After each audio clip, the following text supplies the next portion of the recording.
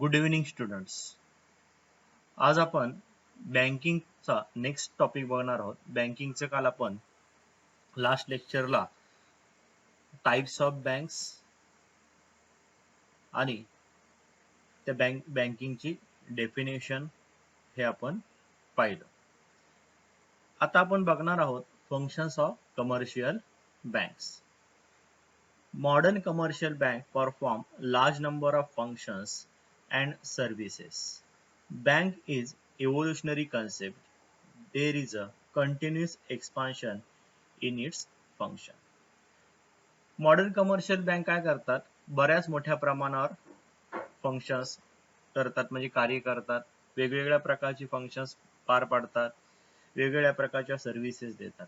Bank is a evolutionary concept, म्हणजे हळूहळू develop होत चाललेली आहे. There is a continuous expansion of its function. Continuously काय होत चाललंय, त्यांचं फंक्शन एक्सपान्शनच होत चाललेलं आहे, म्हणजे काय, वाढ होत चाललेली आहे, विस्तार होत चाललेला आहे. Bank plays an important role in satisfying economic and social need. ज्या काही आर्थिक सामाजिक गरजा आहेत त्या भागवण्यासाठी बँक महत्वाचा रोल प्ले करते. It satisfy the financial need of various sector like trade, industry, agriculture etcetera. It satisfy the financial need. Financial need म्हणजे ज्या आर्थिक गरजा आहेत, ज्या पैशाच्या स्वरूपात, पैशाच्यासाठी किंवा फायनान्शियल नीड्स आहेत वेगवेगळ्या सेक्टरच्या, लाईक ट्रेड, इंडस्ट्री, ॲग्रिकल्चर, या सर्वांना बँक काय करते, सहकार्य करते, सेवा देते आणि त्यांच्या गरजा पूर्ण करण्याचा प्रयत्न करते. ही झाली जस्ट तुम्हाला इंट्रोडक्शन थोडक्यात लिहायची आहे. ज्यावेळी तुम्ही हा क्वेश्चन लिहाल त्यावेळेला. The functions of bank can be broadly divided into two groups. First primary function, जे लेफ्ट साईडला दिले ते बघा. राईट हँड साईडला काय, सेकंडरी फंक्शन्स. आता प्रायमरी फंक्शन्स मध्ये काय, ते ऍक्सेप्टिंग डिपॉझिट आणि नेक्स्ट वन आहे ग्रँटिंग loan and advances. Secondary functions मध्ये काय, agency functions and utility functions.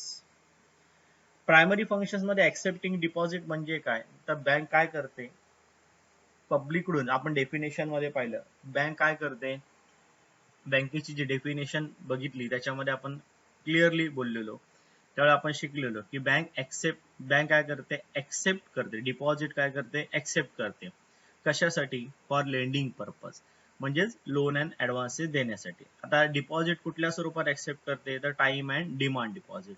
पुन्हा डिमांड डिपॉझिटचे प्रकार येणार, पुन्हा टाइम डिपॉझिटचे प्रकार येणार, त्यानंतर ग्रँटिंग लोन्सचे प्रकार येणार, त्यानंतर ऍडव्हान्सेसचे प्रकार येणार. असं आपल्याला हा जो क्वेश्चन आहे हा पुढे बायफर्केट, प्रत्येक पॉइंटचं बायफर्केशन आपण करणार आहोत, डिवाइड, म्हणजे वेगवेगळ्या प्रकारे आपण त्याला डिवाइड करणार तो प्रत्येक पण. उदाहरणार्थ ऍक्सेप्टिंग डिपॉझिट, तर टाइम डिपॉझिट, त्याच्या अंडर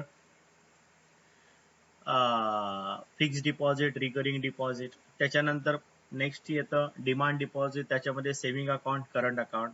त्यानंतर ग्रँटिंग लोन अँड ऍडव्हान्सेस, लोन्स मध्ये short term, medium term, long term loan असणार. ऍडव्हान्सेस मध्ये overdraft, cash credit, bill discounting, bill of exchange यासारखे काय असणार आहेत, पार्ट असणार आहेत. त्यानंतर सेकंडरी फंक्शन्स मध्ये एजन्सी फंक्शन्स असणार विविध प्रकारची. त्यानंतर युटिलिटी फंक्शन मध्ये क्लायंटला दिल्या जाणाऱ्या विविध प्रकारच्या सेवा असणार आहेत. असं हा टोटल क्वेश्चन आता आपण बघणार आहोत. First, primary function. The primary functions of commercial bank are known as a core banking function. The primary functions are as follow. सर्वात महत्वाचं फंक्शन म्हणजे प्रायमरी फंक्शन, नावच प्रायमरी फंक्शन, म्हणजे बेसिकली हे बँकेला कुठली बँक असो हे पार पाडावंच लागतं. Accepting deposit and giving loan and advances. आता बघा, accepting deposit, commercial bank collect deposit from individual and organisation. The deposit can be classified into two types. First, time deposit. Second, demand deposit. दोन प्रकारचे deposit स्वीकारते, time deposits and demand deposit. आता आपण ते पुढे जाऊन ते पॉइंट आता व्यवस्थित डीपली बघूया. First, time deposit. Time deposits are called as a time deposits because they are repaid to the customer after the expiry of decided time. Time deposit आणि डिमांड डिपॉझिट याच्यात फरक काय बेसिक, तर time deposit मध्ये काय असतं की हे डिपॉझिट कस्टमर ठेवतो बँकेकडे, परंतु त्याला परत केव्हा मिळतात, एक्सपायरी ऑफ डिसाइडेड टाइम, म्हणजे ठरलेला वेळ मुदती नंतरच परत मिळतात, म्हणून त्यांना टाइम डिपॉझिट म्हणतात. डिमांड डिपॉझिट मध्ये तसं नसतं, सेव्हिंग अकाउंट किंवा करंट अकाउंटच्या माध्यमातून तिथे बँकेत पैसे ठेवले तर बँकेमधून ते पैसे कस्टमर जेव्हा हवे तेव्हा त्यांच्या डिमांड करून काढू शकतो. हा फरक आहे टाइम डिपॉझिट आणि डिमांड डिपॉझिट मधला. आता आपण बघूया टाइम डिपॉझिट. टाइम डिपॉझिट ला मुळात टाइम डिपॉझिट असं का म्हणतात इथे दिलं बघा, they are because they are repaid to the customer after the expiry of decided time. ते कस्टमरला परत केव्हा मिळतात, रिटर्न केव्हा मिळतात, ज्या वेळेला ठरलेली मुदत संपते त्यावेळेला. उदाहरणार्थ फिक्स डिपॉझिट ठेवलं, एखाद्या व्यक्तीने फिक्स डिपॉझिट ठेवलं फॉर 3 इयर्स, मग त्याला ते पैसे त्याचे बँकेमध्ये फिक्स डिपॉझिट मध्ये ठेवलेले असतात, ते किती वर्षानंतर परत मिळणार, 3 वर्ष संपल्यानंतरच परत मिळणार, म्हणून ते काय असतं, टाइम डिपॉझिट. आता आपण पुढे बघूया, त्याचे दोन प्रकार आहेत, एक फिक्स डिपॉझिट आणि रिकरिंग डिपॉझिट. त्यापैकी फर्स्ट वन फिक्स डिपॉझिट, खाली दिसतंय, म्हणजे टाइम डिपॉझिटचा एक part fix deposit. Fixed deposit account is an account where fixed amount is kept for the fixed period. Rate of interest is more as compared to saving bank account and varies with the deposit period. Fixed deposit account म्हणजे कुठला account, की ज्या account मध्ये एक fix amount काय केली जाते, fix period साठी ठेवली जाते. तुम्हाला हे थोडं माहिती असेलच, फिक्स डिपॉझिट मध्ये ठेवलं तर एफडी केली म्हणतात, लोक बोलतात की एफडी केली बँकेमध्ये, म्हणजे फिक्स डिपॉझिट ठेवलं. या फिक्स डिपॉझिटचा रेट ऑफ इंटरेस्ट हा इतर अकाउंट पेक्षा निश्चित काय असतो, सेव्हिंग अकाउंट आणि करंट अकाउंट पेक्षा निश्चित जास्त असतो. करंट अकाउंटला खरं म्हणजे इंटरेस्ट देतच नाही, सेव्हिंग अकाउंट मध्ये सेव्हिंग अकाउंट पेक्षा निश्चित जास्त असतो. Varies with the deposit period, आणि तो कसा पिरियड नुसार बदलतो. उदाहरणार्थ 1 वर्ष असेल तर सपोज आता सध्याचा एक ढोबळ मनाने सध्या चाललेले रेट ऑफ इंटरेस्ट आहे, 1 वर्ष असेल तर 5.5, नंतर 1 वर्षापेक्षा जास्त 1 ते 2 वर्ष असेल तर 5.75, 2 वर्षाचं असेल तर 6%, आणि मग पुन्हा 3 वर्षाचा असेल तर पुन्हा कमी होतो. म्हणजे डिपेंड, बँक जशी ऑफर करेल, बँक जसं सांगेल तसं पिरियड नुसार काय करतात, म्हणजे जेवढा डिपॉझिटचा पिरियड असेल त्यानुसार रेट ऑफ इंटरेस्ट काय होतो, बदलतो. व्हॅरीज म्हणजे बदलणे. Normally withdrawal of account is not permitted before the maturity period. आणि अकाउंट मधून विड्रॉ होऊ शकत नाही पैसे. आता एखाद्या कस्टमरने एफडी बनवली 3 वर्षासाठी, तर तो 3 वर्षाच्या अगोदर पैसे विड्रॉ करू शकत नाही, मॅच्युरिटी डेटच्या अगोदर. मॅच्युरिटी डेट म्हणजे ज्या दिवशी त्याला पैसे परत मिळणार ती ठरलेली डेट. म्हणजे आज सपोज ठरवले, आता समजा आज तारीख आहे 24 जून 2020, 21, 22, तर 24 जून 22 अशी डेट येईल मॅच्युरिटीची. मग ही मॅच्युरिटीची जी डेट आहे, ही मॅच्युरिटी डेट अगदी 2022 मध्ये होते, सॉरी 23 मध्ये होते. मग ते 24 जून 2023 च्या अगोदर तो पैसे अगोदर काढू शकत नाही. पण आता त्याने फक्त एक तरी सुद्धा पुढे आहे बघा, हाऊएव्हर म्हणजे बट, पण depositor can withdraw amount before maturity date for which bank will reduce the interest rate. एक मात्र की त्याला पेनल इंटरेस्ट म्हणजे पेनल्टी म्हणतात त्याला एक प्रकारे. म्हणजे डिपॉझिटरला समजा खूपच गरज आहे, आता त्याला नाही, तो होल्ड करू शकत नाही एफडी, तर तो बँकेला रिक्वेस्ट करतो. बँक काय करते मग अशा केसमध्ये, इंटरेस्ट काय करते, कमी करते. इंटरेस्टचा रेट काय करते, कमी करते, कारण त्याने ठरलेल्या मुदतीच्या आधारे त्याला काय दिलेला असतो, इंटरेस्ट फिक्स केलेला असतो, इंटरेस्टचा रेट फिक्स केलेला असतो. परंतु एखादा डिपॉझिटरने पैसे ठेवले, तो 6 महिन्यानंतरच बोलतो नाही ना मला आता एफडीचे पैसे परत हवेत, मी ठेवू शकत नाही, मला गरज आहे. तर मग बँक काय करते, एफडीचा रेट जो ठरलेला असेल त्याच्यामध्ये काय करते, थोडं रिडक्शन करते इंटरेस्ट रेट मध्ये आणि डिपॉझिटरचे पैसे परत देते. मग एकदा टाकले की मिळणारच नाहीत असं होत नाही, मिळतात, परंतु कसं इंटरेस्ट रेट मात्र काय करतो, बँक काय करते, रिड्यूस करते. हे झालं एफडी फिक्स्ड डिपॉझिट. आता नेक्स्ट पार्ट बघूया, recurrent deposit. Recurring deposit, it is operated by salaried person and businessman having regular income. आता बऱ्याचदा काय होतं की सॅलरी असणाऱ्या माणसाला एकदम एफडी करायला जमत नाही. मग त्यांची ज्या वेळेला अकाउंटमध्ये सॅलरी येते त्यावेळेला ते काय करतात की बँकेला इन्स्ट्रक्शन देऊन ठेवतात, स्टँडिंग इन्स्ट्रक्शन देतात. बहुतांश वेळेला आता नॉर्मली असंच केलं जातं की बँकेला एक स्टँडिंग इन्स्ट्रक्शन दिली जाते लेखी स्वरूपात की दर महिन्याला माझ्या अकाउंट मधून तुम्ही 3,000 किंवा 2,000 रुपये जसं त्या व्यक्तीला जमेल तसं तुम्ही रिकरिंग डिपॉझिटला टाकत जा. म्हणजे बँक काय करते, त्या माणसाच्या अकाउंट मधून ठराविक तारखेला ठराविक अमाऊंट रिकरिंग डिपॉझिटला ट्रान्सफर करत असते त्यांच्याच नावावर.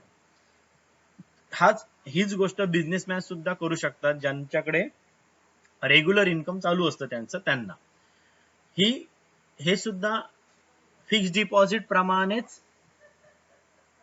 टाइम डिपॉझिट आहे.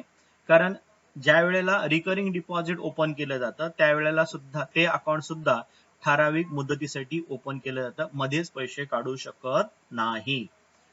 बघा पुढे, it is operated by salaried person और businessman having a regular income. ज्यांच्याकडे रेग्युलर इन्कम आहे, बिझनेसमॅन आणि सॅलरी घेणारे जी माणसं आहेत, दर महिन्याला काम करून सॅलरी घेतात, अशा माणसांकडून अशी माणसं जास्त ओपन करतात हे account. Is certain fix sum of money is deposited to the account every month. प्रत्येक महिन्याला एक सर्टन सम ऑफ मनी काय केली जाते, डिपॉझिट केली जाते.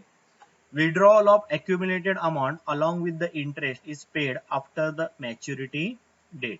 म्हणजे जी जमा झालेली अमाऊंट आहे, दर महिन्याला जमा होते त्या रिकरिंग डिपॉझिट मध्ये, ती इंटरेस्ट सहित मॅच्युरिटी डेटलाच परत मिळते, मध्ये काढू शकत नाही. मध्ये वाटलं की मला आता माझ्या त्या अकाउंट मधून पैसे हवेत तर तुम्ही काढू शकत नाही. Rate of interest is higher which is similar to fixed deposit account. Rate of interest कसा आहे, हायर आहे. रेट ऑफ इंटरेस्ट कसा हायर असतो, which is similar to fixed deposit account, which is similar to fixed deposit account. म्हणजे खूप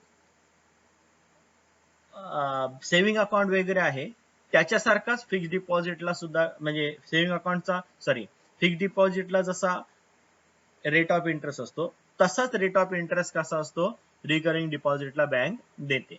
कारण एकदा पैसे टाकले की पुन्हा ते मॅच्युरिटी डेट शिवाय परत मिळणार नसतात कस्टमरला. त्याच्यामुळे ह्याचा रेट ऑफ इंटरेस्ट सुद्धा कसा असतो, as like a fixed deposit, similar to fixed deposit account. Separate passbook is provided to know the position of RD account. Separate passbook काय केलं जातं, प्रोव्हाइड केलं जातं to know the position of RD account. म्हणजे recurring deposit account आपल्यामध्ये आपल्या प्रत्येक महिन्याला किती जमा झाले.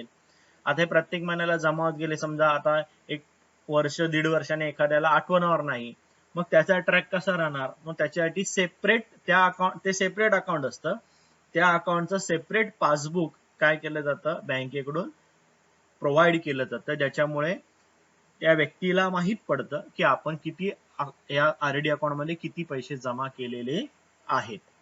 हे झालं रिकरिंग डिपॉझिट अकाउंट. ही दोन प्रकारची अकाउंट म्हणजे फिक्स्ड डिपॉझिट अकाउंट आणि रिकरिंग डिपॉझिट अकाउंट ही टाइम डिपॉझिट आहेत. आता आपण वळूया डिमांड डिपॉझिट या पार्ट कडे. Next, demand deposit. Demand deposits are those which are repaid to customer whenever they demand. That means money can be withdrawn as per the wish of customer through withdrawal slip, checks, ATM card, online transfer, etc. बघा, demand deposit म्हणजे काय, अशा प्रकारची deposit जे कस्टमरला जेव्हा customer demand करेल तेव्हा रिपेड केली जातात, ती म्हणजे demand deposit. That means money can be withdrawn. याचाच अर्थ काय की money can be withdrawn as per the wish of customer. म्हणजे जो कस्टमरने बँकेमध्ये ठेवलेला पैसा आहे अकाउंट मध्ये, ते कस्टमरच्या विशनुसार काय होणार, इच्छेनुसार. विश म्हणजे इच्छा, त्याच्या इच्छेनुसार तो पैसा परत मिळू शकतो कस्टमरला. थ्रू कशाच्या माध्यमातून तो पैसा विड्रॉ करू शकतात कस्टमर, विड्रॉल स्लिप, चेक किंवा एटीएम कार्ड, तुम्हाला एटीएम कार्डाद्वारा सुद्धा अकाउंट मधले पैसे काढले जातात किंवा ऑनलाईन ट्रान्सफर केलं जातं. याला म्हणजे हे डिमांड डिपॉझिट आहे, म्हणून आपण या माध्यमातून कस्टमर पैसे काढू शकतो. आता डिमांड डिपॉझिटला डिमांड डिपॉझिट काय, जसं टाइम डिपॉझिटला आपण टाइम डिपॉझिट का म्हणालो, कारण ते मॅच्युरिटी झाल्याशिवाय ते पैसे काढू शकत नाही म्हणून. डिमांड डिपॉझिटला डिमांड डिपॉझिट हे का म्हणतात ते कळलं असेल तुम्हाला आता, की डिमांड डिपॉझिट म्हणजे काय, की डिमांड कस्टमरच्या डिमांडनुसार त्याचं रिपेमेंट होणार. कस्टमरने पैसे ठेवले की कस्टमरला वाटेल तेव्हा तो काय करू शकतो, विड्रॉ करू शकतो. आता याचे प्रकार बघूया आपण. डिमांड डिपॉझिट कुठल्या प्रकारचे असतात, तर first one saving account. Saving account तुम्हाला माहिती आहे, बहुतेक लोकांचं सेव्हिंग अकाउंट आता बँकेमध्ये असतं बघा. It is generally operated by those who earn regular और fixed income such as salary और वेजेस. हे सेव्हिंग अकाउंट कोण ओपन करतं, ज्यांचं फिक्स किंवा रेग्युलर इन्कम जे अर्न करतात सॅलरी वेजेसच्या माध्यमातून ते. The main aim of this deposit account is to encourage habit of saving among the people. The main aim काय आहे या अकाउंटचा, की लोकांमध्ये सेव्हिंग हॅबिट निर्माण व्हावी. कारण सॅलरी आल्यानंतर सगळीची सगळी खर्च केली तर मग एखाद्या वेळेला अडचण निर्माण झाली किंवा मोठा काही खर्च आला तर तो कसा करणार. मग त्याच्यासाठी सॅलरी आली की थोडे पैसे बाजूला व्हावे, करून ठेवावे आणि पैशाची सेव्हिंग व्हावी भविष्यातल्या काही पर्पज साठी. त्याच्यासाठी सेव्हिंग हॅबिट निर्माण व्हावी हा त्याचा अकाउंटचा मुख्य म्हणजे अकाउंट त्याच्यासाठी एनकरेज करतं. म्हणजे अकाउंटचा उद्देशच तो असतो की लोकांमध्ये सेव्हिंग हॅबिट निर्माण व्हावी. There are the restriction on withdrawal limit from this account.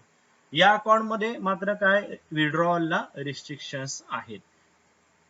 तुम्ही डेली असं विड्रॉ करू शकत नाही. करंट अकाउंटला मात्र तुम्ही डेली विड्रॉ करू शकता, किती वेळेला आणि केव्हाही. This account carry low interest rate. Interest rate कसा असतो, लो असतो. नॉर्मली जे सेव्हिंग अकाउंटचा इंटरेस्ट हा फिक्स अकाउंट किंवा रिकरिंग डिपॉझिटचे फिक्स डिपॉझिट किंवा रिकरिंग डिपॉझिट पेक्षा कमी असतो. आता नॉर्मली सध्याच्या रेटला 3.5 असा रेट चाललेला आहे. 3.5 म्हणजे 3-3.5% एवढा इंटरेस्टचा रेट चाललेला आहे per annum.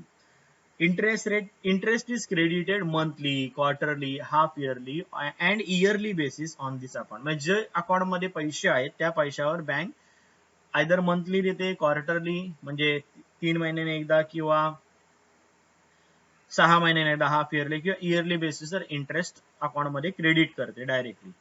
Normally bank half yearly किंवा इयरलीच करतात, क्वार्टरली शक्यतो होत नाही पण काही वेळेला करतात.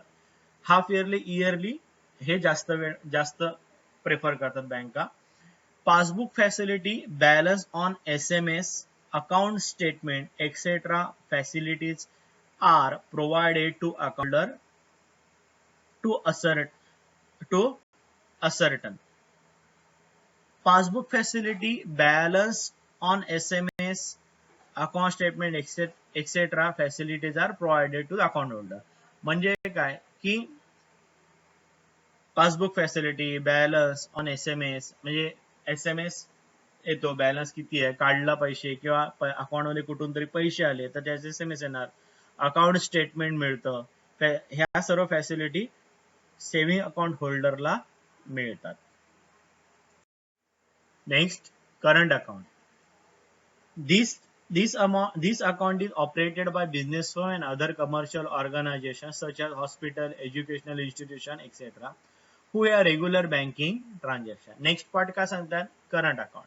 करंट अकाउंट कसं ऑपरेट केलं जातं, by business firm and other commercial organisation such as hospital, educational institutions यांच्याकडून हे अकाउंट ऑपरेट केलं जातं. Who have regular banking transaction. म्हणजे कसं की बिझनेस असो किंवा अशा ज्या काही इन्स्टिट्यूशन आहेत यांना ही ट्रान्झॅक्शन कशी करावी लागतात, सातत्याने करायला लागतात. म्हणजे पैसे डिपॉझिट होणं किंवा पैसे काढायची गरज असते.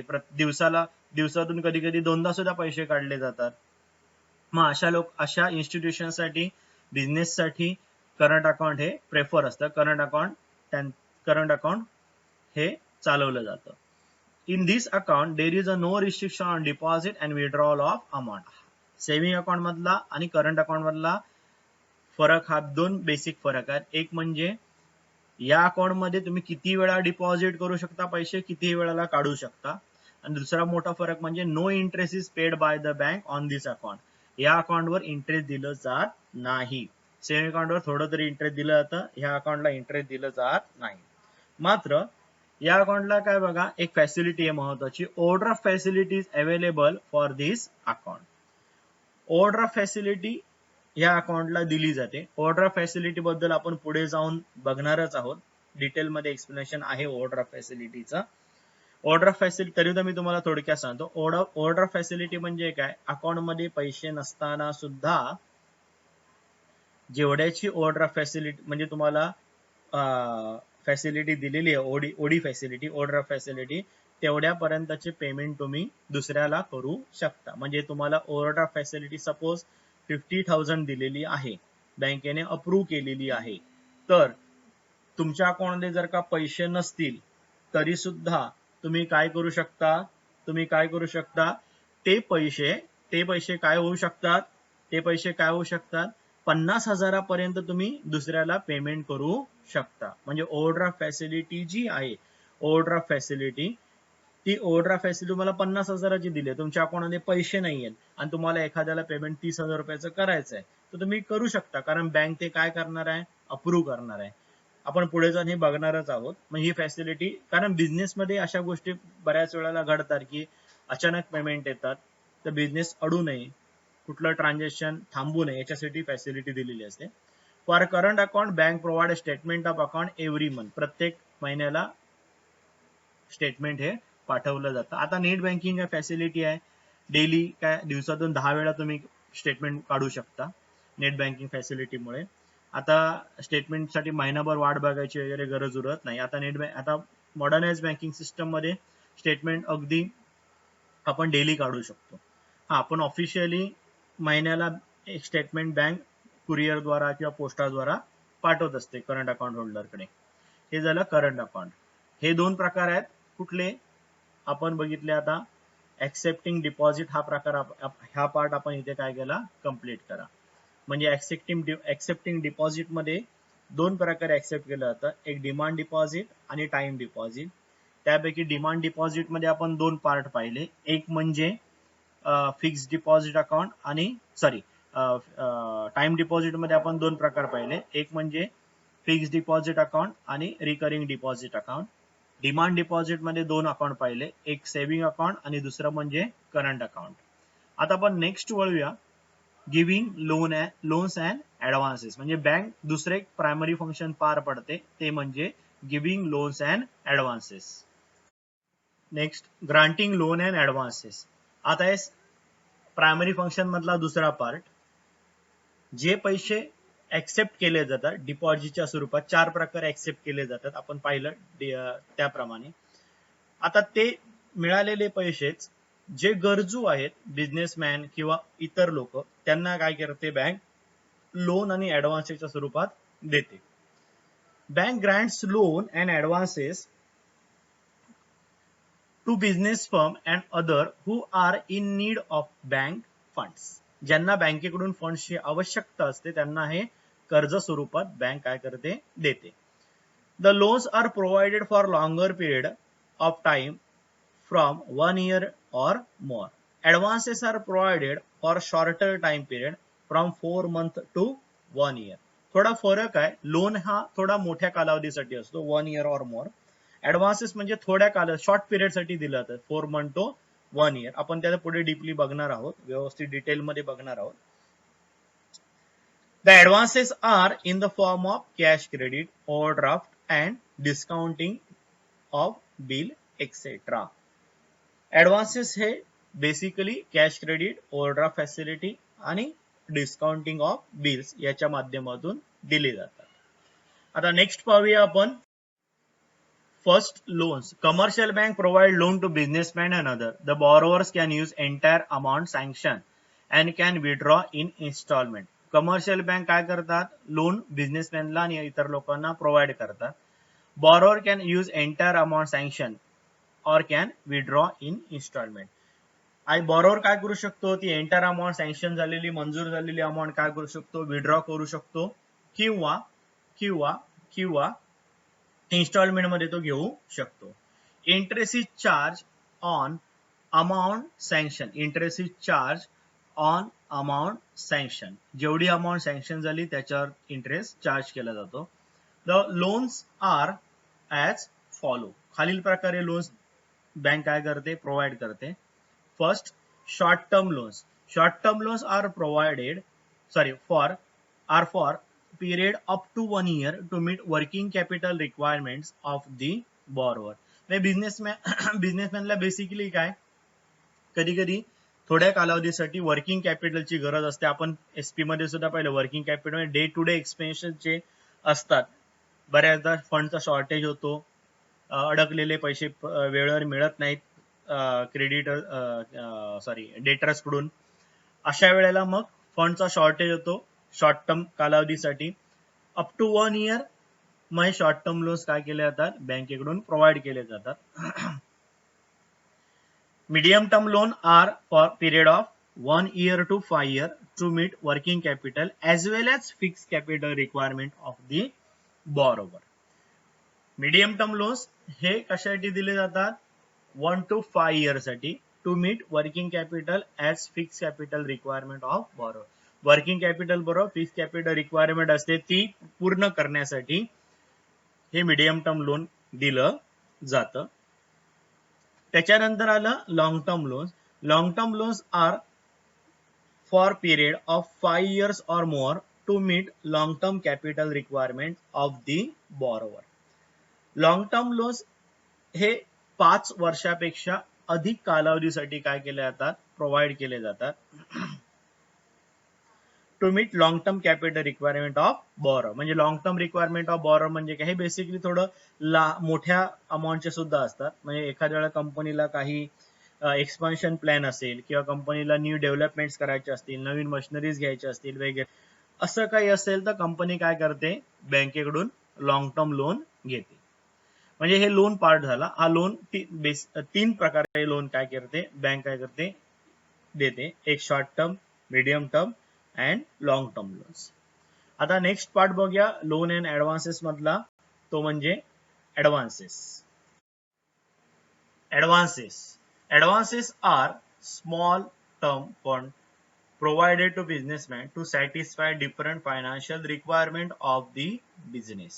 Advances are as follow. हे ऍडव्हान्सेस हे छोट्या कालावधीसाठी प्रोव्हाइड केले जातात. म्हणजे अगदी तातडीची गरज म्हणून ऍडव्हान्सेस प्रोव्हाइड केले जातात. बघा किती प्रकारे असतात ते. First, cash credit. The cash credit advance are provided to the current account and saving account holder. It provide working capital for longer period of time. Interest is higher on cash credit. CC म्हणजे cash credit account. Separate CC account has to be maintained by the borrower. एक separate CC account bank काय करते, maintain करते borrower साठी. आता कशी system असते ही, तर बघा की कॅश क्रेडिट मध्ये ज्या वेळेला कॅश क्रेडिट प्रोव्हाइड केलं जातं त्यावेळेला कॅश क्रेडिट मध्ये एक सपोज 50,000 अमाऊंट काय केली जाते, सँक्शन केली जाते. समजा जो कस्टमर आहे ज्याने कर्ज घेतलंय, ऍडव्हान्स घेतलाय कॅश क्रेडिटचा, तर त्याने 50,000 त्याच्या सेपरेट अकाउंट त्याच्या नावाने ओपन केलं जातं आणि त्या अकाउंट मध्ये सेपरेटली 50,000 क्रेडिट केले जातात, म्हणजे टाकले जातात बँकेकडून. त्या कस्टमरला सांगितलं जातं, बॉरोवरला, की तुमच्या अकाउंट मध्ये सीसी अकाउंट ओपन केलेलं आहे, म्हणजे कर्ज मंजूर झालेलं आहे, ऍडव्हान्स मंजूर झालेला आहे, सेपरेट अकाउंट उघडलेलं आहे. आता त्या अकाउंट मधून तुम्हाला जेवढी अमाऊंट हवी आहे 50,000 रुपये पैकी किंवा 50,000 पूर्ण हवे असतील तर ते काढू शकता. मग त्याप्रमाणे बॉरोवर जो आहे तो काय करतो, त्या 50,000 पैकी त्याला जेवढी आवश्यकता आहे तेवढी तो वापरतो, घेतो, अमाऊंट काढतो. बँक इंटरेस्ट चार्ज करताना मात्र त्या अकाउंटवर त्याप्रमाणे इंटरेस्ट चार्ज करते. हे झालं कॅश क्रेडिट बद्दल माहिती. Next overdraft. These facilities offered to current account holder to meet their working capital requirement. The period can vary from 15 to 60 days. हे किती दिवसासाठी नॉर्मली असतं? 15 दिवस ते 60 दिवस.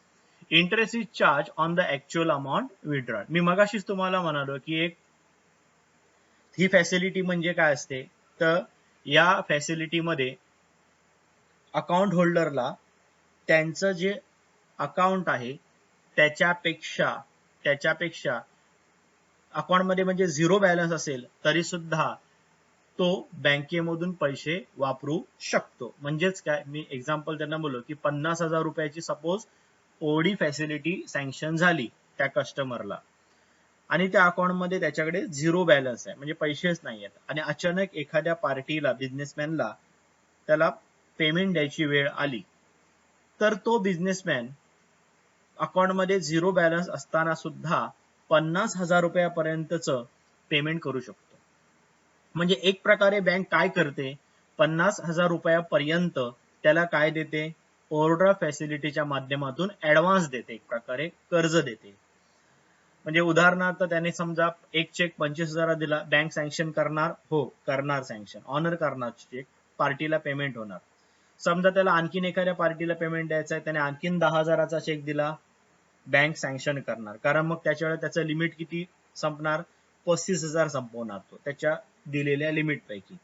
नंतर आणखीन समजा 10,000चा चेक दिला, चेक सँक्शन होणार, म्हणजे त्या पार्टीला बिझनेसमॅनने पेमेंट दिलं असं पेमेंट बिझनेसमॅनच्या वतीने बँक देणार. खरं म्हणजे ही झाली ओव्हरड्राफ्ट फॅसिलिटी. हा, पण 50,000ची सँक्शन झालेली आहे, मग तेवढ्यापर्यंतच पेमेंट एक्स्ट्रा देऊ शकतो बिझनेसमॅन बँकेच्या मार्फत, त्याच्याशी जास्त नाही. जेवढी मंजूर झालेली ओडी फॅसिलिटी म्हणजे ओव्हरड्राफ्ट फॅसिलिटी असेल तेवढंच वापरू शकतो, तेवढीच अमाऊंट बिझनेसमॅन वापरू शकतो.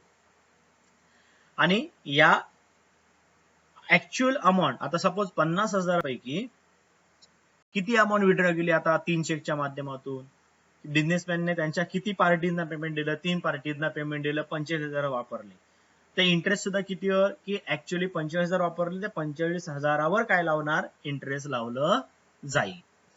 No separate account is maintain and entries are in the current account. आणि हे मात्र याच्यासाठी काय सेपरेट अकाउंट ओपन करत नाही, एंट्रीज करंट अकाउंट मध्ये शो केल्या जातात. It is a temporary arrangement for short period. ही अगदी कशी असती, अस्थायी स्वरूपाची टेम्पररी अरेंजमेंट आहे फॉर शॉर्ट पिरियड. हे झालं overdraft. Discounting of bill of exchange, हा पार्ट तुम्हाला माहित आहे, बिल ऑफ एक्सचेंज तुम्ही शिकला असालच. The drawer of bill of exchange or beneficiary can discount bill with the bank and obtain an advance. आपण तुम्ही अकाउंट मध्ये सुद्धा शिकलात की bill of exchange drawer draw करतो, म्हणजे ड्रॉवरला पैसे मिळणार असतात कोणाकडून, ड्रॉवीकडून, त्या बिलाच्या अगेन्स्ट. परंतु ड्रॉवरला गरज लागली अचानक पैशाची, तर ड्रॉवर काय करतो, तेच बिल घेऊन कोणाकडे जातो, बँकेकडे जातो, आणि मग त्या बिलाच्या अगेन्स्ट त्याला काय करते, बँक डिस्काउंटिंग करून पैसे देते. On due date of the bill bank will recover the amount from drawee. आणि मग ड्यू डेट झाली बिलाची की बँक तेच पैसे कोणाकडून रिकवर करते, ड्रॉईकडून, म्हणजे ज्याने बिल एक्सेप्ट केलंय, ज्याने बिलावर सही मारली आहे, जो बिलाचे पैसे देणे आहे त्याच्याकडून. आता हे बिल डिस्काउंटिंग करण्यामध्ये बँकेला काय फायदा, तर बघा, आता ड्रॉवर आहे, ड्रॉवरला 10,000 रुपये सपोज मिळणार आहेत, परंतु त्याला गरज आहे की मला पैसे आत्ताच्या आत्ता हवेत. मग ते 10,000 रुपये कुठे घेऊन गेला, 10,000 रुपयाचं बिल कोणाकडे घेऊन गेला, बँकेकडे घेऊन गेला. बँक बघणार, त्याचं बिल घेणार, त्याला सपोज त्याला ऑफर केली बँकेने की 10% डिस्काउंटिंग करून देऊ, म्हणजे 10,000वर 1,000 रुपये 10% कट केले जातील आणि उरलेले 9,000 रुपये कोणाला मिळणार, ड्रॉवरला मिळणार.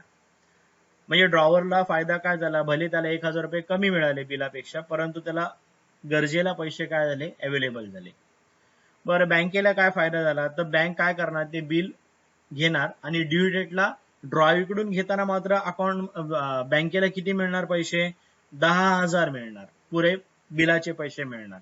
मग बँकेने जे टाइमली हेल्प केली ड्रॉवरला त्याच्याबद्दल बँकेला किती रुपये मिळाले, 1,000 रुपये मिळाले. असा व्यवहार होतो, याला म्हणतात डिस्काउंटिंग बिल ऑफ एक्सचेंज. हे डिस्काउंटिंग बिल ऑफ एक्सचेंजच्या माध्यमातून सुद्धा एक प्रकारे बँक काय करते, ड्रॉवरला म्हणजे ज्याच्याकडे बिल असतं त्याला एक प्रकारे काय करते, ऍडव्हान्सच देते. अशा प्रकारे हे 3 प्रकारे काय करते, बँक काय करते, ऍडव्हान्स देते. एक म्हणजे ओव्हरड्राफ्ट फॅसिलिटी सीसी म्हणजे cash credit and discounting bill of exchange. या ठिकाणी आपण बँकेची प्रायमरी फंक्शन्स काय केली, कंप्लीट केली. कुठली कुठली केली, फर्स्ट ऑफ ऑल बँकेची प्रायमरी फंक्शन्स कुठली, accepting deposit and giving loan and advances. Accepting deposit मध्ये 2 प्रकारची डिपॉझिट बँक काय करते, एक्सेप्ट करते. एक म्हणजे time deposit and demand deposit. Time deposit मध्ये पुन्हा 2 प्रकार आहेत, एक म्हणजे फिक्स्ड डिपॉझिट, नंतर रिकरिंग डिपॉझिट. डिमांड डिपॉझिट मध्ये पुन्हा 2 प्रकार आहेत, सेव्हिंग अकाउंट, करंट अकाउंट. त्याच्यानंतर next giving loan and advances मध्ये लोन हा पार्ट आहे आणि ऍडव्हान्सेस हा सेपरेट पार्ट आहे. लोन्स मध्ये काय, short term, medium term, long term loans bank काय करते, प्रोव्हाइड करते.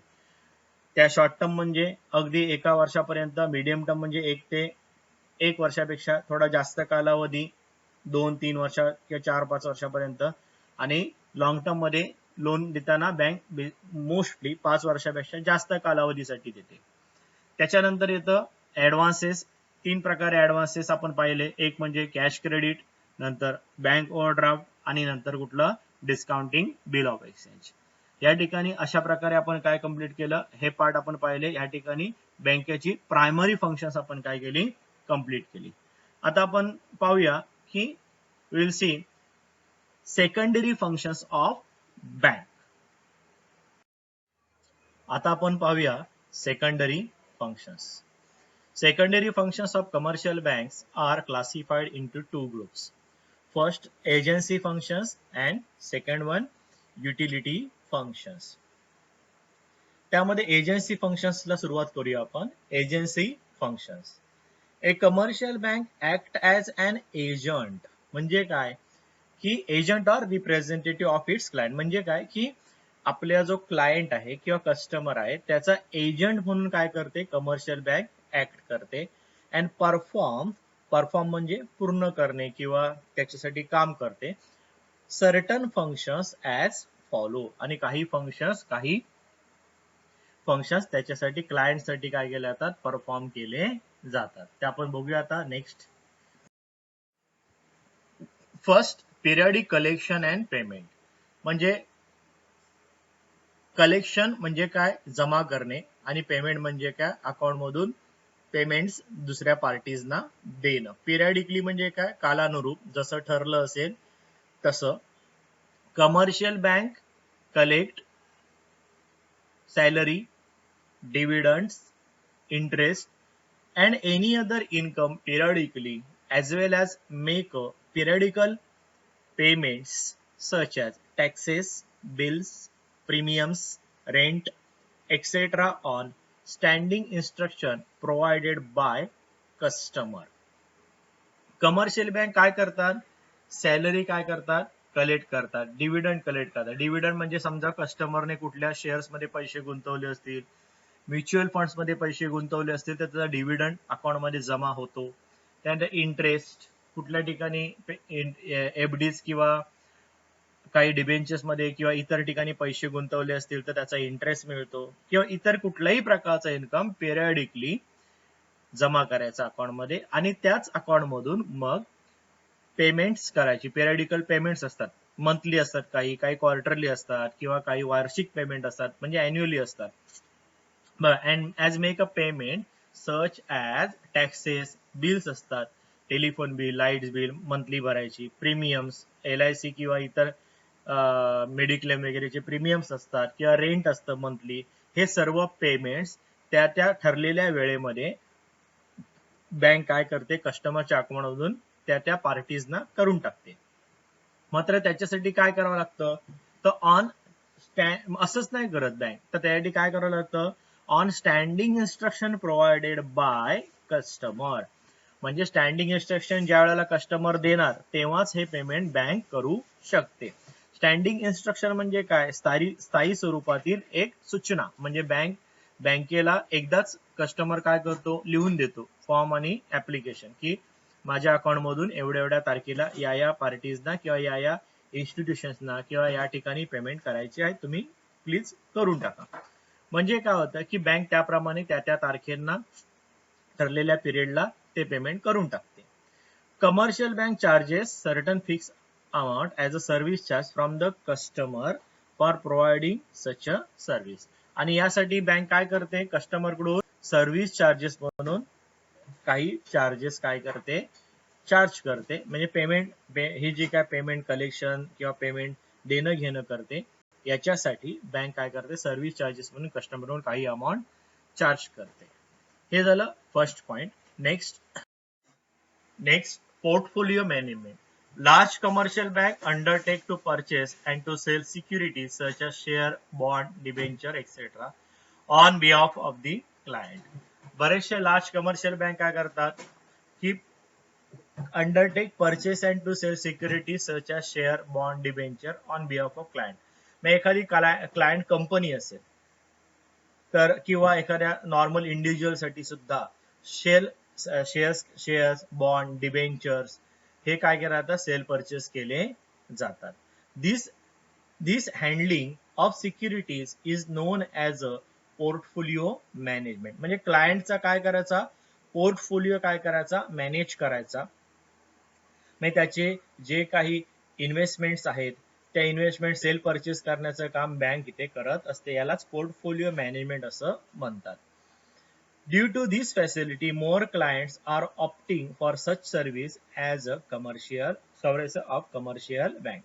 आणि ही फॅसिलिटी कशी, बँकेकडे एक्सपर्ट लोक असतात, त्याच्यामुळे काय होतं की बऱ्याचदा दुसरी गोष्ट, बँक ही सर्व कामं कशी करते, अतिशय स्मूथली करते. त्याच्यामुळे बरेचसे लोक काय करतात, या सर्व्हिसेसचा फायदा घेतात, ही सर्व्हिस ऑप्ट करतात. ऑप्टिंग म्हणजे काय, निवडणे, ही सर्व्हिस निवडली जाते.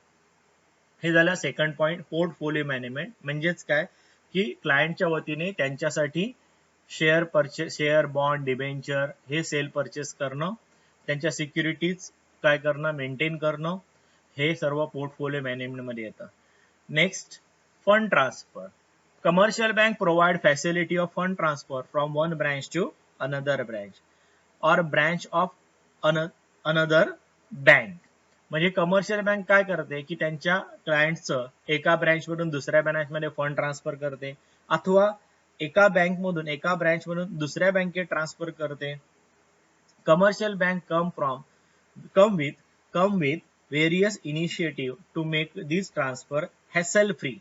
कमर्शियल बँक काय करते, विविध प्रकारचे इनिशिएटिव्ह घेते, म्हणजे नवीन नवीन काहीतरी स्टेप्स घेते, म्हणजे सुरुवात करते चांगल्या प्रकारे. अशा प्रकारे चांगल्या प्रकारचे नवीन नवीन मेथड्स अंमलात आणते की जेणेकरून हे सर्व ट्रान्सफर हॅसल फ्री होईल. हॅसल फ्री म्हणजे कुठलाही त्रासा विना, म्हणजे कुठलाही त्रास होणार नाही. म्हणजे हॅसल फ्री म्हणजे कुठल्याही त्रासा विना काय केलं जाते, फंड ट्रान्सफर केले जातात. नेक्स्ट, डिमटेरियलायझेशन. डिमटेरियलायझेशन म्हणजे काय, शेअर्सचं जे फिजिकल शेअर सर्टिफिकेटचं जो काही डेटा म्हणजे फिजिकल शेअर सर्टिफिकेट असतं त्याच्याऐवजी शेअर्सची सर्व डिटेल्स इलेक्ट्रॉनिक फॉर्मॅटमध्ये काय केली जातात, रेकॉर्ड केली जातात. म्हणजे जो शेअर्सचा डेटा आहे तो इलेक्ट्रॉनिक फॉर्मॅटमध्ये मेंटेन करणं, याला डीमॅट म्हणजे डिमटेरियलायझेशन असं म्हणतात. हे लास्ट टाइमला मी ज्यावेळेला एसपीचा लेक्चर झाला त्यावेळेला डिमटेरियलायझेशन बद्दल मी तुम्हाला सांगितलेलं. एनिवे, डिमटेरियलायझेशन साठी सध्या बँक काय करतात, डिमटेरियलायझेशन फॅसिलिटी प्रोव्हाइड करतात. Bank provide dematerialisation facilities to their client to hold their securities in an electronic format. On behalf of the client, it undertake electronic transfer of share in case of purchase or sale. ठीक आहे, आता थोडं मी पुन्हा तुम्हाला डिमटेरियलायझेशन बद्दल माहिती सांगतो, व्यवस्थित लक्ष द्या, कारण मॅथ्स वाले एसपी लेक्चरला नसतात. डिमटेरियलायझेशन म्हणजे काय, तर नॉर्मल पद्धत अजूनपर्यंत कसं व्हायचं की कंपनीचे शेअर्स विकत घेतल्यानंतर त्याच्यासाठी शेअर सर्टिफिकेट क्लायंटला म्हणजेच कंपनीच्या शेअर होल्डरला दिलं जायचं.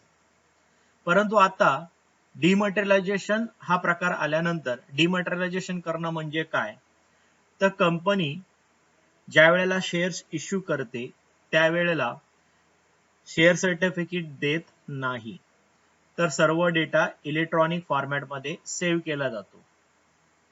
जसं आपण आपलं तुमचं ईमेल आयडी असतं, त्या ईमेलवर तुम्ही सगळं काय सेव्ह करून ठेवता, तसंच इलेक्ट्रॉनिक डेटा ज्या स्वरूपात सेव्ह केलं जातं. बरं, हे मॅनेज कोणाच्या मार्फत होतं? तर आपल्या देशामध्ये NSDL आणि CDSL हे 2 डिपॉझिटरी आहेत. हे डिपॉझिटरी काय करतात? क्लायंट्स म्हणजे जे शेअर होल्डर्स आहेत आणि कंपनी यांच्यामध्ये दुव्याचं काम करतात. जो काही डेटा आहे हा सर्व कोणाकडे असतो? NSDL किंवा CDSL कडे असतो, म्हणजे डीमॅट स्वरूपामध्ये. हाच डेटा सेम कोणाकडे असतो? कंपनीकडे. म्हणजेच कंपनीकडे शेअर्स विकत घेतल्यानंतर याची सर्व नोंद NSDL कडे आणि कंपनीकडे इलेक्ट्रॉनिक फॉर्मॅटमध्ये होते, म्हणजे डिमॅटेरियलाइज फॉर्मॅटमध्ये होते. बरं, NSDL आणि CDSL हे प्रत्येकाशी एवढे करोडो शेअर होल्डर आहेत, एवढी करोडो माणसं आहेत, त्यांच्याशी डील करू शकत नाही. शिवाय त्यांच्याशी ऑफिसमध्ये तेवढं जाणं किंवा ऑफिसशी कॉन्टॅक्ट करून सर्व व्यवहार करणं खूप अवघड आहे. त्याच्यामुळे NSDL आणि CDSL यांनी काय केलं? डिपॉझिटरी पार्टिसिपंट निर्माण केले. डिपॉझिटरी पार्टिसिपंट हे कोणाला बेसिकली बनवलं गेलं? तर काही इन्स्टिट्यूशन्स प्लस ज्या काही बँक्स आहेत, आपल्या कमर्शियल बँक्स आहेत त्यांना. म्हणजे डिपॉझिटरी पार्टिसिपंट बनले जातात. ह्या बँक काय बनतात? डिपॉझिटरी पार्टिसिपंट बनतात. म्हणजेच ज्या वेळेला शेअर्स परचेस केले जातात किंवा सेल केले जातात, तेव्हा त्या शेअरचं सेल परचेस कोण करतं? तर बँक्स करतात. बँकेच्या अकाउंटमधून पेमेंट जातं. त्याचबरोबर बँक सुद्धा काय करतं? सेपरेट डिमॅट अकाउंट म्हणजे अकाउंट मेंटेन केलेलं असतं प्रत्येक क्लायंटचं, ज्यांचे शेअर्स आहेत त्यांचं. मग त्याच्यामध्येच काय केलं जातं? जसे शेअर्स गेले तर त्याच्यामधून त्या लिस्टमधून काढले जातात. नवीन शेअर घेतले तर त्या लिस्टमध्ये ऍड केले जातात. पैसे जर का परचेस केले तर पैसे अकाउंट मधून दिले जातात. सेल केला तर दुसऱ्याकडून पैसे घेतले जातात. हे सर्व काम क्लायंटसाठी कोण करतं? बँक्स करतात. म्हणजे डिमॅटेरियलायझेशन प्रोसेसमध्ये बँक खूप महत्वाचा रोल काय करतात? प्ले करतात. होप सो की तुम्हाला हा फंडा समजला असेल. बघा, bank provide dematerialisation facility to their clients to hold their securities in an electronic format. आता फक्त मी बोलताना तुम्हाला शेअरचं एक्झाम्पल दिलं. शेअरच नाही तर इव्हन कुठल्याही प्रकारच्या बॉन्ड, डिव्हेंचर्स यासारखे सिक्युरिटीज सुद्धा इलेक्ट्रॉनिक फॉर्मॅटमध्ये मेंटेन केल्या जातात. यासाठी बँक काय करते? काही डीपी चार्जेस घेते, ते क्लायंटला भरावे लागतात. On behalf of client it undertake electronic transfer of share in case of purchase and sale. याच्यासाठी क्लायंटला हे सर्व जे काही इलेक्ट्रॉनिक ट्रान्सफर ऑफ शेअर केलं जातं in case of purchase and sale, हे कोणाच्या वतीने करते बँक? सर्व क्लायंटच्या वतीने करते, क्लायंटसाठी करते. Next, forex transaction. Forex is an abbreviation for foreign exchange. म्हणजे फॉरेक्स हे काय? एब्रिव्हिएशन आहे, शॉर्टकट आहे तो फॉरेन एक्सचेंजच्या ट्रान्झॅक्शन साठी वापरला जाणारा forex transaction. A bank may purchase or sell foreign exchange on behalf of its client. A bank purchases forex from its client, which the client receive from the foreign transaction, and sell the forex when the client need it for overseas transaction. म्हणजे काय करते bank exactly? तर foreign exchange जे असतं, परकीय चलन, ते sale purchase करते. कोणासाठी? क्लायंटसाठी. Bank may purchase or sell foreign exchange on behalf of its client. Bank purchase forex from its client, which the client receive from the foreign transaction. म्हणजे एखाद्या क्लायंटला बाहेरच्या देशातून पैसे मिळत असतील तर ते पैसे बँक काय करते? रिसीव्ह करते आणि त्याच्या बदल्यात इंडियन रुपीज आपल्या क्लायंटला उपलब्ध करून देते.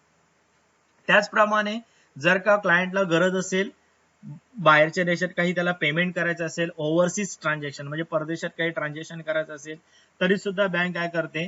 त्यांना पैसे उपलब्ध करून फॉरेन करन्सीमध्ये देते. म्हणजे ही एक उपलब्धता आहे, एक सिम्प्लिफिकेशन केलं जातं. ऍक्च्युअली फॉरेन करन्सी आपल्या कोणाच्याही हातामध्ये दिली जात नाही किंवा हाताळायला दिली जात नाही, अथवा तसा आपल्याला कोणालाही क्लायंटला, कंपनीला किंवा इंडिव्हिज्युअलला उपयोग सुद्धा नसतो. आता सपोज एखाद्याला आपले आपल्या रिलेटिव्ह आहे प्रदेशात, त्याला पैसे पाठवायचे, तर बँक काय करते, एक फॉर्म भरून घेते, फॉर्म A2 वगैरे, आणि सीए सर्टिफिकेट असतं, त्याच्या अंडर काही प्रोव्हिजन्स दरवेळेला बदलत असतात, प्रत्येक वेळेला दरवर्षी गव्हर्नमेंटच्या रूल प्रमाणे. त्याच्यानुसार एक फॉर्म भरून द्यायचा, आणि त्याच्यानुसार मग काय केलं जातं, बँक काय करते, बँक कस्टमरच्या अकाउंट मधून एक्सचेंज रेट काय असतो, डॉलर किंवा युरो मध्ये पैसे असतील त्याप्रमाणे बँक काय करते, कट करते अकाउंट मधून पैसे, आणि तेवढ्या अमाऊंटचं कन्व्हर्जन करून परकीय चलन किंवा परदेशात पैसे पाठवले जातात, ज्याला पाठवायचे त्याला. त्याचप्रमाणे पैसे बाहेरून येताना सुद्धा बँक काय करते, रिसिव्ह करते, आणि तेवढा अमाऊंट काय केलं जातं, इंडियन करन्सीमध्ये अकाउंटमध्ये क्लायंटच्या क्रेडिट केलं जातं, जमा केलं जातं. म्हणजे सर्व फॉरेक्स ट्रान्झॅक्शन कोण करतं, बँक क्लायंटसाठी करते. ही झाली आपली एजन्सी फंक्शन्स. आता आपण वळूया युटिलिटी फंक्शन्स कडे. सेकंडरी फंक्शन मधला second part, utility functions. A commercial bank perform utility functions for the benefit of its client. It provides certain facilities or products to its clients as follow. First, issue of drafts and checks. A draft checks is an order to pay money from one branch of bank to another branch of the same bank or other bank. Draft किंवा check हा काय असतो की पैसे एका branch मधून दुसऱ्या ब्रँचकडे किंवा एका बँकेकडून दुसऱ्या बँकेकडे काय केले जातात, ट्रान्सफर केले जातात. जसं क्लायंटचं इन्स्ट्रक्शन असेल, क्लायंटचे इन्स्ट्रक्शन असतील त्याच्यानुसार. A bank issues draft to its account holder as well as non-account holder, whereas checks are issued only to account holders. Bank draft issue करते कोणाला, अकाउंट होल्डरला सुद्धा करते, किंवा अकाउंट नसेल त्याच्यासाठी सुद्धा करते. बऱ्याचदा काय होतं की कॉलेजेस किंवा काही इन्स्टिट्यूशन्स असतात, त्यांना डिमांड ड्राफ्ट लागतात. मग अशा केसमध्ये डिमांड ड्राफ्ट काय करते की जसं अकाउंट होल्डरने ऍप्लिकेशन केलं की मला मुंबई युनिव्हर्सिटीच्या नावावर एक डिमांड ड्राफ्ट हवाय मला फी भरण्यासाठी, मग मुंबई युनिव्हर्सिटीच्या नावावर ड्राफ्ट इश्यू केला जातो बँकेद्वारा. त्याच्यासाठी ऑफकोर्स बँक काय करते, काही ड्राफ्ट चार्जेस घेते, आणि तेवढे पैसे, सपोज 5,000 रुपये फी आहे युनिव्हर्सिटीची भरायची एखाद्या स्टुडंटला, तर ड्राफ्ट युनिव्हर्सिटीच्या नावावर 5,000चा घेतला जाणार, अकाउंट मधून पैसे डिडक्ट केले जाणार अकाउंट होल्डरच्या, त्याच्यासाठी चार्जेस घेतले जाणार, काय 50-100 रुपये असतील ते.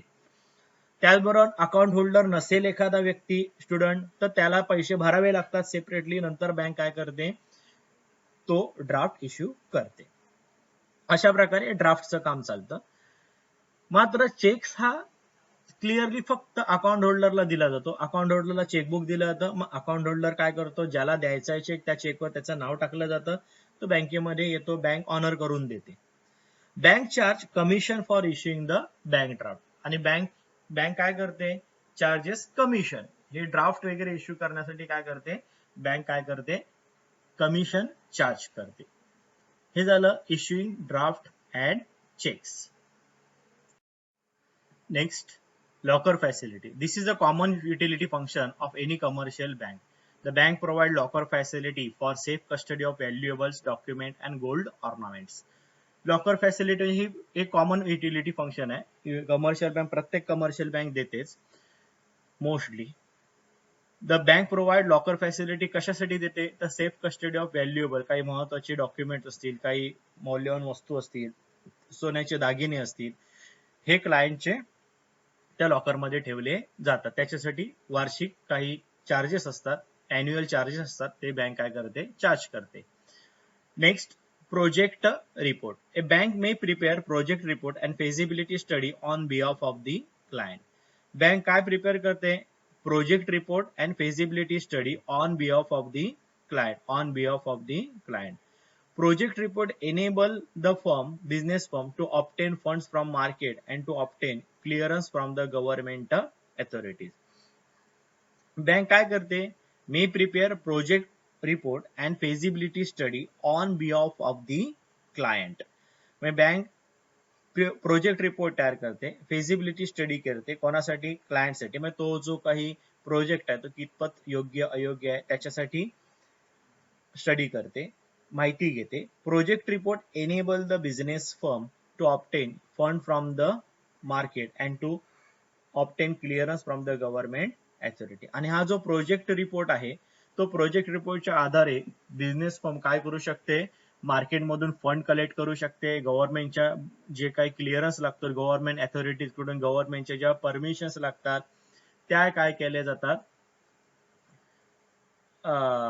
मिळवल्या जातात.